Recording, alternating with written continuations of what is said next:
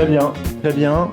Cécile, tu as créé Et si demain tu fais que tu appelles du coaching territorial et tu as fait une étude auprès de plus de 100 élus UE, des femmes, et que tu as pu analyser deux, trois choses intéressantes à nous transmettre, notamment, il me semble, sur tout ce qui est charge mentale, comment concilier engagement perso quand on est, et politique, surtout quand on est une femme. Est-ce que je peux te laisser te présenter et présenter l'étude? Je te remercie. Alors, peut-être ce qui me caractérise aussi, c'est que je suis dans l'équipe de NIAC depuis 12 ans. J'ai compris que c'était 12 ans. Donc, merci pour l'invitation. Et moi, ça sera plus concret comme contribution. Et mes bonjour à Thierry en particulier de l'aide de toujours. Merci, Rudy. Euh, je suis très, très émerveillée par les trois témoignages que nous avons eus. Et je réalise que, en fait, on va dire, pour moi, c'est cette conviction forte que, effectivement, des maires peuvent complètement transformer les territoires et que c'est par eux que les solutions avancent et que c'est une solution plus globale. En fait, ça me rappelle enfin, la déception que j'ai eue en début d'année dernière quand il y a eu comment dire, des messages dans les médias qui étaient très, très négatifs sur les élus. On parlait suite à des études qui ont été faites, des études tout à fait sérieuses, mais on ne parlait que des démissions des maires, que des violences faites aux maires. Il y avait, pour moi, c'était une bonne nouvelle que la parité était étendue jusqu'aux communes de moins de 1000 habitants. Et là, on se demandait, mais est-ce qu'elles vont vouloir? On ne va pas trouver de femmes. Enfin, tout était extrêmement négatif. Et il y a une sorte de dissonance entre quand on travaille avec des élus et qu'on voit l'engagement qui est lancé et puis comment ça permet voilà, de réaliser des choses avec aussi beaucoup d'enthousiasme, de joie. Je crois que tout à l'heure, Mme Fortin parlait de joie tout à l'heure. C'est vraiment très, très négatif. Et du coup, je me disais que ce n'était pas une bonne façon de donner envie à des femmes élues de venir s'engager alors qu'on décrit ça de manière aussi négative.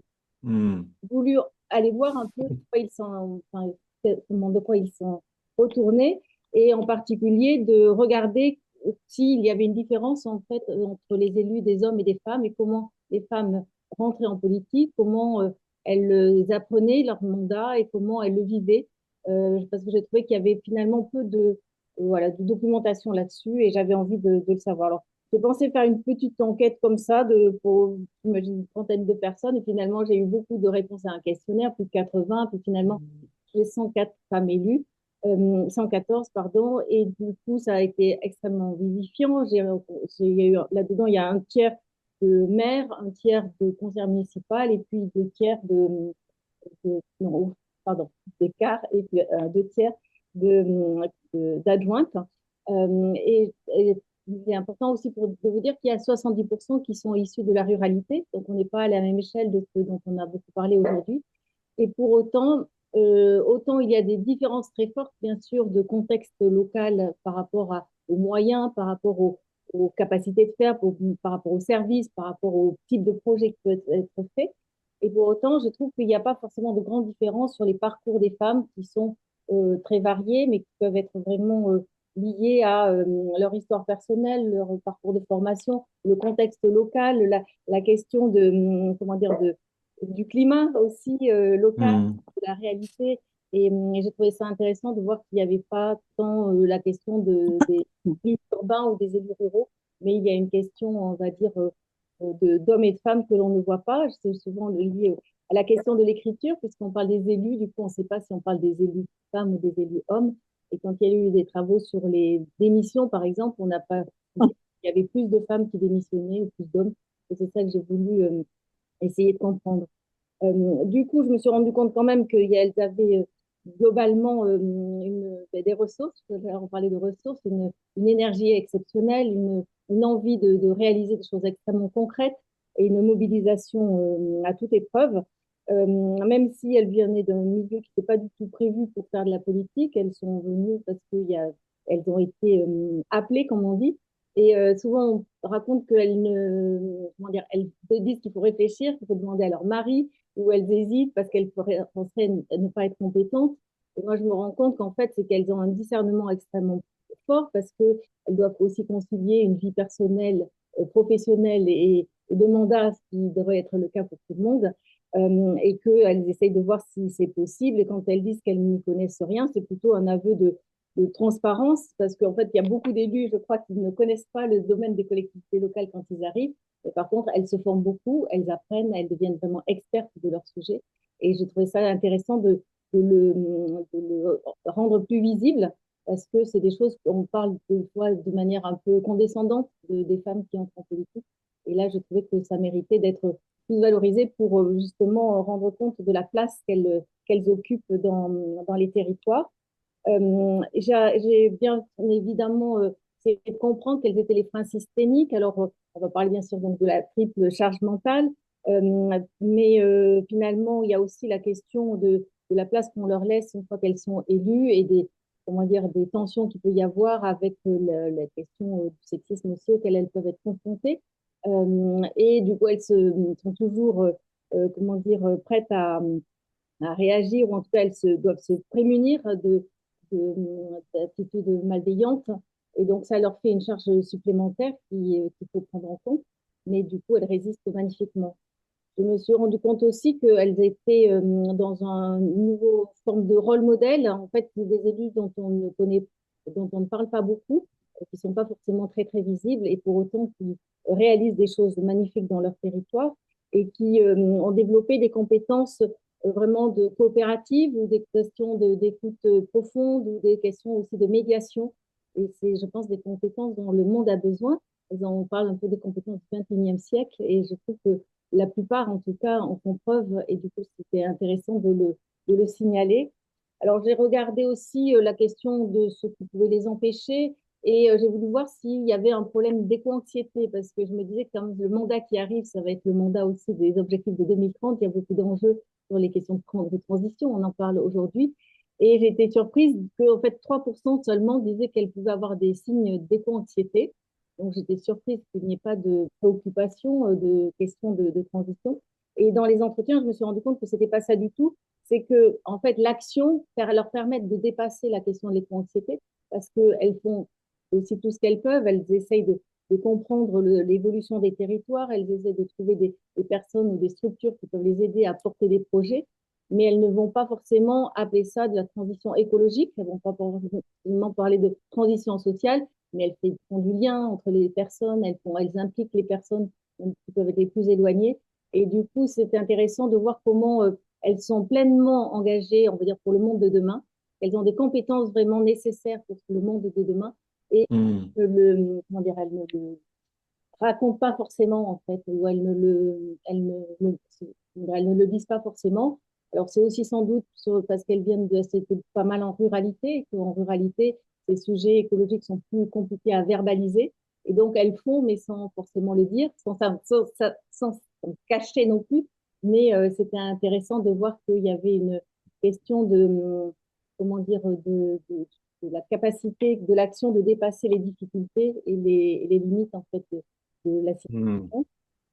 Euh, Bon, ce qui est bien, c'est qu'il y ait un nouveau statut des élus, donc qui va déjà bien améliorer les choses, mais je pense qu'il y a encore d'autres choses pourraient améliorer complètement la place des femmes dans la politique. Et en particulier, je pense qu'il serait important maintenant de compter vraiment, et quand on fait des études, de distinguer si on parle des hommes et des femmes, parce qu'il y a des réalités différentes et il y a des apports vraiment différents d'expériences de vie et puis de parcours différents, de regards différents. Et du coup, pour notre démocratie, c'est quand même très, très important.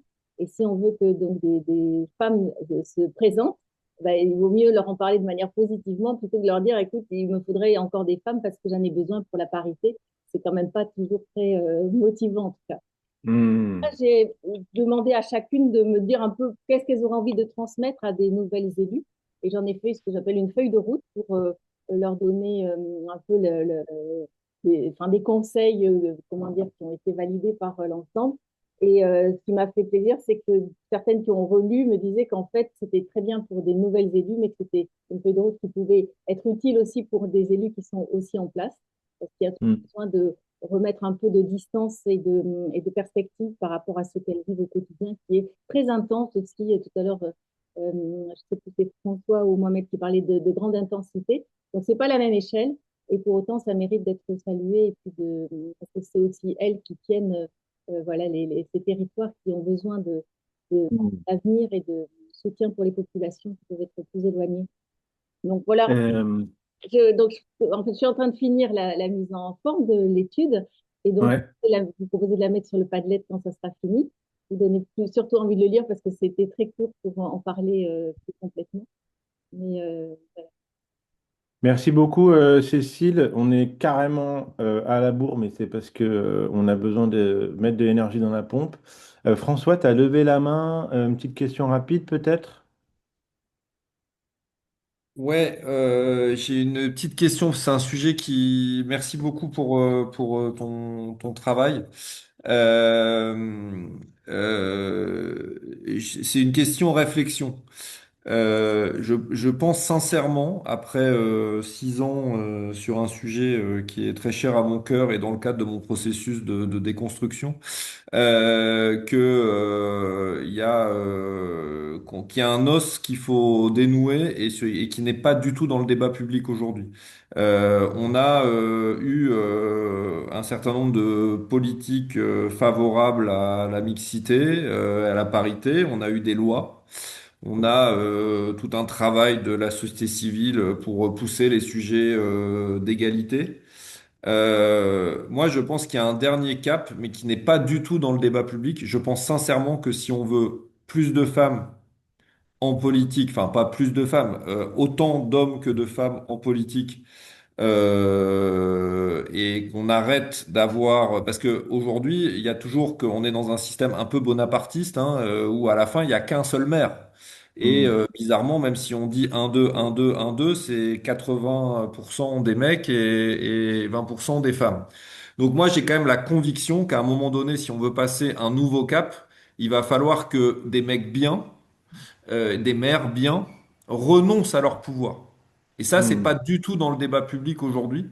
Et je pense qu'il faut pouvoir l'organiser parce que quand vous avez des maires qui sont bien et qui sont prêts à passer la main, ou qu'ils acceptent qu'ils doivent passer la main, Hmm. bah, le gros risque, c'est que ce soit des mecs qui leur succèdent. Et donc, je pense qu'il y a un vrai sujet à amener dans le débat public, cette notion que si on veut vraiment avancer maintenant qu'on a fait les lois sur la parité, bah, ça veut dire que, il faut qu'il y ait des mecs qui renoncent à leur pouvoir. Voilà, Hmm. c'était ma réflexion et je voulais savoir ce que potentiellement on pouvait faire pour accélérer ça. alors, Parce que tant Alors, qu'elles ne sont pas mères, on n'y arrivera pas. j'ai Cécile, en une phrase ou deux, parce qu'il faut qu'on avance. Après, de ceux qui ont un dessert et un café gourmand,